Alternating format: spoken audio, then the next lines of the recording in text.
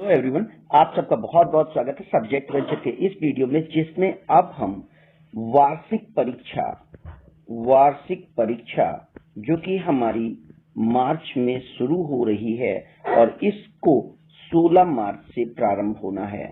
अब ये कैसे है और क्यों आखिर हम 16 मार्च से परीक्षा को प्रारंभ करना मान रहे हैं, इसके लिए हमें बेसिक शिक्षा परिषद उत्तर प्रदेश के परियोजना कार्यालय द्वारा जारी 15 फरवरी के इस लेटर को देखना होगा, जिसमें सभी जिला बेसिक शिक्षा अधिकारियों को इस विषय पर निर्देश दिए गए हैं कि वार्षिक परीक्षा 2023-24 किस तरीके से कराई जाएगी और उसकी मार्किंग स्कीम कैसी रहेगी। तो यहाँ पर अगर आप ध्यान से देखें तो ये हमारी स्कीम दी गई है, जिसमें परीक्षा हमारी 16 मार्च, 17, 18 मार्च, 19 मार्च, 20 मार्च और 21 मार्च यानी 5 दिनों में परीक्षा होनी है। और परीक्षा का जो पूरा प्रारूप है वो हमें स्कीम के माध्यम से यहाँ पर दिखाया गया है। परीक्षा 2 पालियों में होनी है। प्रथम पाली, जिसका कि समय 9:15 से 11:45 रहेगा, यानी 9:15 से हमारा 11:45 का टाइम रहना है, यानी 3 घंटे की परीक्षा का टाइमिंग प्रथम पाली में है। और इतना ही टाइम हमारा जो 12:15 से लेके 2:45 तक का टाइम है वो हमारा द्वितीय पाली में है। तो इस तरीके से समय की जो स्थितियां हैं वो 2 पालियों में विभाजित है। कक्षा 1 की परीक्षा पूरी तरीके से मौखिक होनी है। कहीं पर परीक्षा में कोई भी लिखित परीक्षा का प्रारूप नहीं दिया गया है, जबकि कक्षा 2 में हमारी परीक्षा जो है वो मौखिक भी होनी है और लिखित भी होनी है। तो लिखित और मौखिक परीक्षा में कितना प्रारूप रहेगा, क्या भारांक रहेगा? लिखित परीक्षा कक्षा 2 से लेकर के 5 तक होनी है। तो 2 से 5 तक हमारी स्थितियां क्या रहेंगी, इन विषयों पर आगे हम चर्चा करेंगे। निर्देशों को जब देखेंगे, यहाँ पर आप देख सकते हैं कि ये हमारे जो पेपर पैटर्न है, ये कक्षा 1 से लेकर के सारे पेपर पैटर्न दिए गए हैं। इस पर हम डिटेल अभी स्टडी करेंगे। तो यहाँ पर पहला जो निर्देश हमें दिया गया है वो निर्देश ये है कि शैक्षिक सत्र 2023-24 में परीक्षा के लिए मॉडल प्रश्न पत्र जो है वो लिखित और मौखिक दोनों तरीके से रहेगा और इसे जनपद स्तर पर हमारे जो डाइट इंस्टीट्यूट हैं और जिला बेसिक शिक्षा अधिकारी महोदय द्वारा तैयार कराया जाएगा। खंड शिक्षा अधिकारी महोदय द्वारा इन प्रश्न पत्रों का वितरण 14 मार्च तक किए जाने के निर्देश दिए गए हैं। और शैक्षिक सत्र में कक्षा 1 में केवल मौखिक परीक्षा होनी है, ये बात तय है।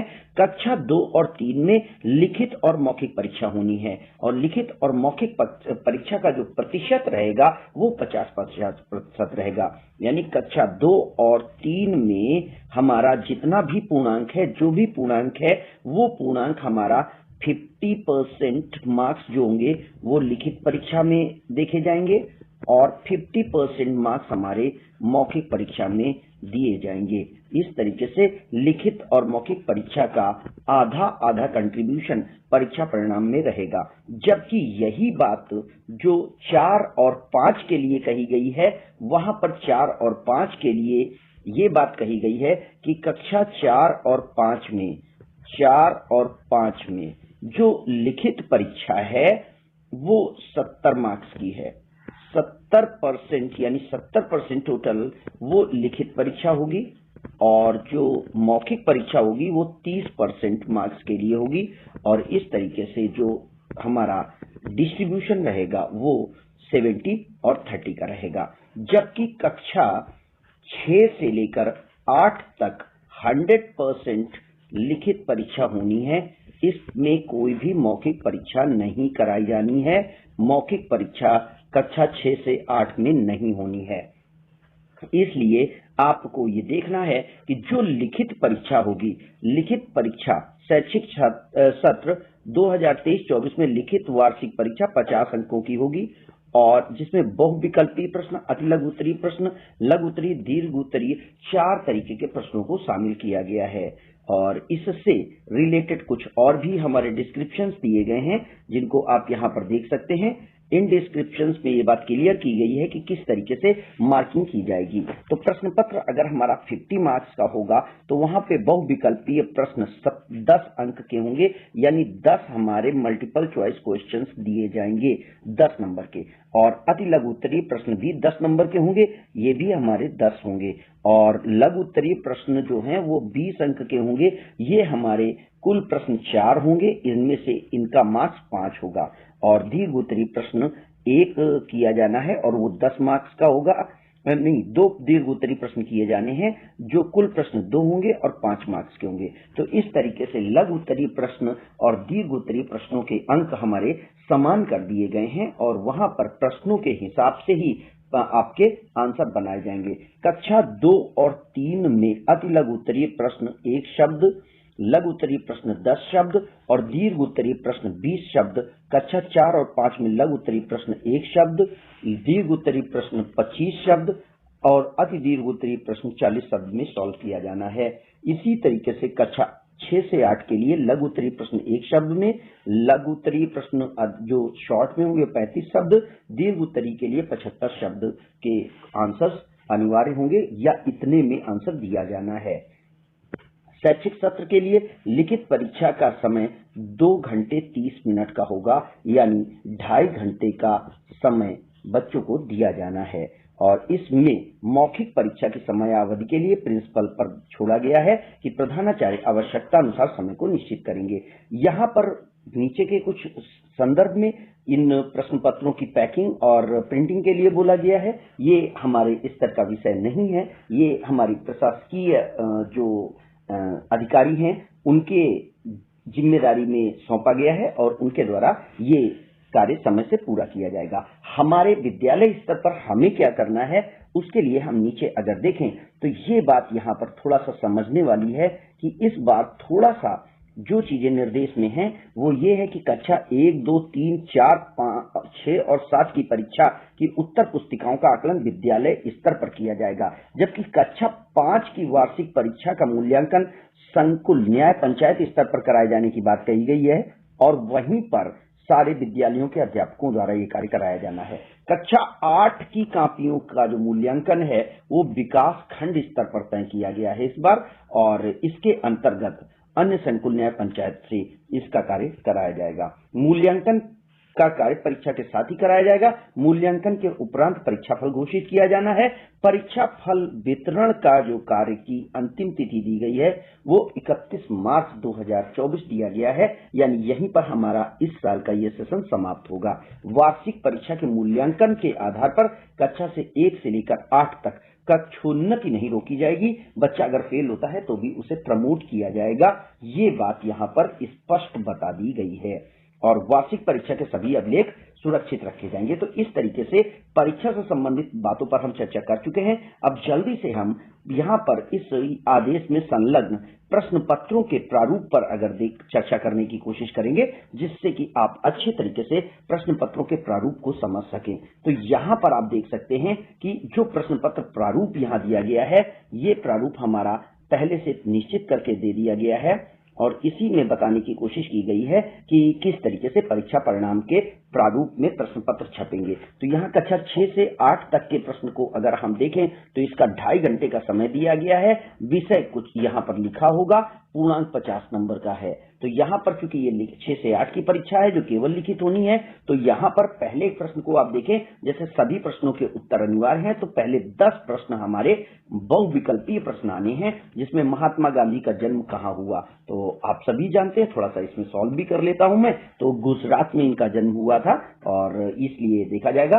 राष्ट्रगान के रचयिता कौन है, तो पंडित रविन्द्रनाथ टैगोर हमारे राष्ट्रगान के रचयिता हैं। राष्ट्रीय गीत नहीं पूछा गया है, राष्ट्रगान है, और खासकर राष्ट्रगान हमारा जन गण मन होता है।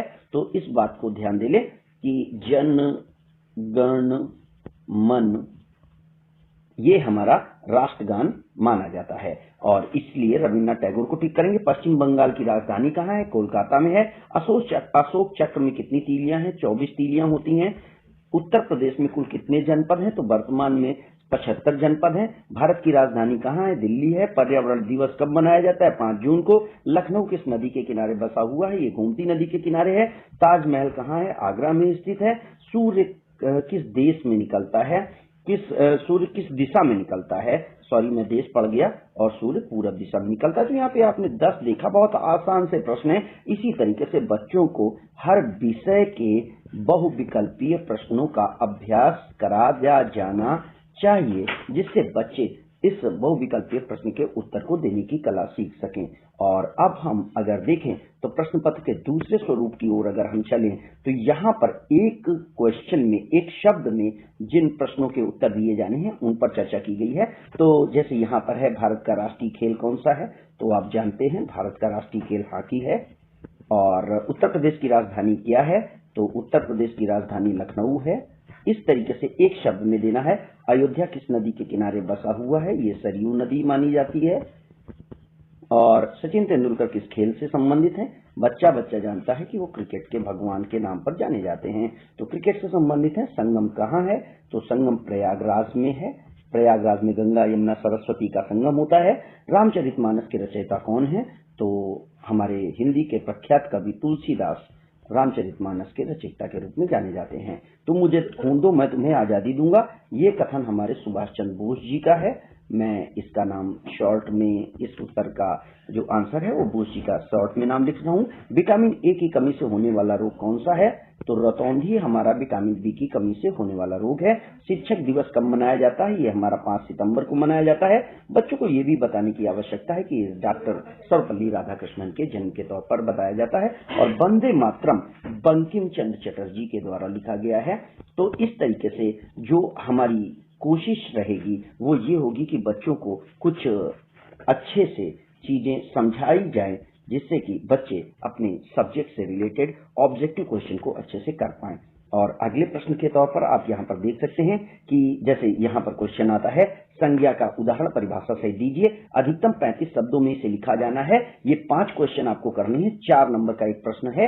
तो यहाँ पर 5 गुणे 4 ये हमारा शॉर्ट का है। तो संज्ञा की परिभाषा हम यहाँ पर देंगे कि संज्ञा किसी भी व्यक्ति, वस्तु या स्थान या किसी वस्तु के नाम को संज्ञा कहते हैं। जैसे मोहन और कानपुर या उन्नाव या हरदोई जैसे शहर है और जगह है। कुपोषण क्या है? तो पर्याप्त पोषण न मिल पाने की स्थिति, जिसमें कि संतुलित भोजन नहीं खाया जाता है, यानी शरीर को जितनी एनर्जी चाहिए अगर नहीं मिलती है तो वो कुपोषण हो जाएगा। प्राकृतिक आपदा क्या है? तो जैसे अतिवृष्टि होना, अनावृष्टि होना, आग लगना, भूकंप आना, तूफान आना, इन्हें हम प्राकृतिक आपदा कहते हैं, जिन पर मनुष्य का कोई बल नहीं है। संधियां कितने प्रकार की होती हैं? संधियां 3 प्रकार की होती हैं, जिनमें कि हम स्वर संधि, व्यंजन संधि और विसर्ग संधियों के नाम पर जानते हैं। और यहाँ पे यमक अलंकार की परिभाषा पूछी, उदाहरण पूछा गया है। तो यमक अलंकार को हम इस तरीके से भी परिभाषित कर सकते हैं कि एक शब्द पुन पुन फिरे, अर्थ और ही और। एक शब्द जब कई बार आता है, जैसे कि कनक कनक से सौगुनी, मादकता विकाय, या खाए बौराए जग, व पाए बौराए। और उसके बाद 75 शब्दों में हमें अपना एक निबंध, मेरा प्रिय त्योहार लिखना है, या प्रधानाध्यापक को एक दिन के अवकाश के लिए प्रार्थना पत्र। तो इस तरीके से आपने 6 से 8 के हिंदी विषय से रिलेटेड इस प्रश्न पत्र को देखा। अगले प्रश्न पत्र को देखने के लिए हम देखें तो यहाँ पर कक्षा 2 और 3 के एक प्रश्न पत्र को दिया गया है, और इसका भी एग्जाम्पल अगर हम समझने की कोशिश करें तो यहाँ पर आप देखें कक्षा 2 और 3 के प्रश्न पत्रों के प्रारूप भी आप समझ लें। तो यहाँ पर पहला प्रश्न जो है उसको आप देखें तो यहाँ पर दिया गया है कक्षा 2 और 3 के लेवल से, तो बहुत अच्छा लेवल दिया गया है। कक्षा 1 वर्ष में कितने माह होते हैं? तो 12 माह होते हैं, आप सभी जानते हैं। आकाश का विलोम क्या होगा? तो आकाश का विलोम हमारा पाताल हो जाएगा। बृहस्पतिवार मंगलवार के बीच में कौन सा दिन आता है? ऑब्वियस है, ये बुधवार आता है। तिरंगा झंडा में सबसे नीचे रंग कौन सा होता है? हरा रंग सबसे नीचे होता है। सबसे तेज दौड़ने वाला पशु कौन सा है? तो चीता सबसे तेज धावक है। जल का पर्यायवाची शब्द कौन सा है? तो यहाँ पर आप देखें तो नीर जल का पर्यायवाची है, क्योंकि पर्यायवाची कक्षा 2 और 3 में पढ़ाए जाते हैं, इसलिए आवश्यक है। उसके बाद कौन सा जीव मांसाहारी है? तो गाय, हिरन, शेर और बकरी। शेर मांसाहारी हो जाएगा। सजीव कौन है? मेज, कलम, पौधा या चश्मा। तो हमारा पौधा जो है वो सजीव में आता है। बहुवचन शब्द कौन सा है? शिक्षकों, यहाँ पे बहुवचन हो जाएगा। सप्ताह में 7 दिन होते हैं। इस तरीके से ये हमारे शॉर्ट क्वेश्चंस के ऑप्शंस थे। और अब हम अगर दूसरी तरफ देखें तो यहाँ पर ये हमें बताया गया है कि किस तरीके से, जैसे भारत के राष्ट्रीय पक्षी का नाम क्या है, तो ये हमारा मोर होता है। उत्तर प्रदेश के मुख्यमंत्री का नाम तो श्री योगी आदित्यनाथ जी हैं, और ये सभी लोगों को पता है और बच्चों को ये जानकारी होनी चाहिए। और आदित्यनाथ जी, और बालक का बहुवचन क्या हो जाएगा? बालकों हो जाएगा। लाल किला कहाँ है? लाल किला हमारा कहाँ पर है? ये हमारा दिल्ली में है। रात्रि का विलोम दिन हो जाएगा। मछली पानी में रहती है। एक हाथ की 5 उंगलियां होती हैं। अक्टूबर और दिसंबर के बीच में हमारा नवंबर आता है। आधा दर्जन में 12 वस्तुएं होती हैं। घोड़ा का स्त्रीलिंग क्या होगा? तो घोड़ा का स्त्रीलिंग हमारा घोड़ी हो जाएगा। हॉर्स का मेयर होता है, ये अंग्रेजी के लिए बच्चे नोट कर सकते हैं। और यहाँ पर हम फलों के नाम, यहाँ पर देखिए 10 शब्दों में शॉर्ट क्वेश्चंस करना है। तो फलों के नाम बताइए, तो कुछ फलों के नाम बच्चे बता सकते हैं। त्योहारों के नाम, दीपावली क्यों मनाई जाती है, सुबह जल्दी उठने से क्या होगा, और राष्ट्रीय झंडे में कौन कौन से रंग होते हैं। तो इस तरीके से ये प्रश्न उत्तर भी हमारा इसी तरीके का रहेगा। अगले प्रश्न के लिए कक्षा 4 और 5 के प्रश्न को अगर आप देखें तो कक्षा 4 और 5 में थोड़े से अच्छे प्रश्न आ जाएंगे, और इन प्रश्नों को भी एक बार प्रारूप के सहित आप देख लें। तो यहाँ पे गणतंत्र दिवस कब मनाया जाता है? तो गणतंत्र दिवस हमारा 26 जनवरी होता है, इसलिए हम 26 जनवरी को टिक करेंगे। महात्मा गांधी का जन्म कब मनाते हैं? 2 अक्टूबर को मनाते हैं। मध्य प्रदेश की राजधानी कहाँ पर है? तो मध्य प्रदेश की राजधानी हमारी भोपाल है। शांति निकेतन की स्थापना किसके द्वारा हुई है? रविन्द्रनाथ टैगोर के द्वारा ये हमारी हुई थी, जो कि विश्व भारती के नाम से था। मथुरा किस नदी के किनारे स्थित है? तो मथुरा किस नदी के किनारे माना जाएगा? तो मथुरा गंगा, यमुना, मंदाकिनी या बेतवा, तो यमुना नदी के किनारे है। ताजमहल का निर्माण किसके द्वारा कराया गया? तो ताजमहल शाहजहां के द्वारा बना हुआ है। महाकवि सूरदास किसके भक्त थे? ये कृष्ण भक्त थे। क्रिकेट में खिलाड़ियों की संख्या 11 होती है। और काशी विश्वनाथ मंदिर कहाँ पर है? तो काशी विश्वनाथ मंदिर हमारा वाराणसी में है। सौरमंडल में कुछ कितने ग्रह होते हैं? बच्चे मोस्टली 9 करेंगे, लेकिन अब ये 8 होते हैं, क्योंकि यम जो है, जिसे कि अब क्षुद्र ग्रह माना गया है, इसलिए यम को यहाँ से हटाया जा चुका है, और ये हमारा ड्वार्फ प्लैनेट हो गया है, क्योंकि ये दूसरे प्लैनेट की कक्षा को काटता था, कक्ष को काटता था, ऑर्बिट को काटता था, इस कारण इसको हटाया गया है। और अगले क्वेश्चंस में अगर आप देखें यहाँ पर, तो यहाँ पर प्रश्नों के कुछ और उत्तर देख सकते हैं आप। यहाँ पर शॉर्ट क्वेश्चंस रहेंगे। उत्तर प्रदेश के राज्यपाल का नाम क्या है? तो श्री आनंदीबेन पटेल हमारी राज्यपाल का नाम है। प्रधानमंत्री का नाम श्री नरेंद्र दामोदर दास मोदी है। राष्ट्रीय पुष्प का नाम, ये हमारा कमल है। दिल्ली हमारा किस नदी के किनारे है? तो दिल्ली भी यमुना नदी के किनारे है। सूर्यास्त की दिशा पश्चिम होती है।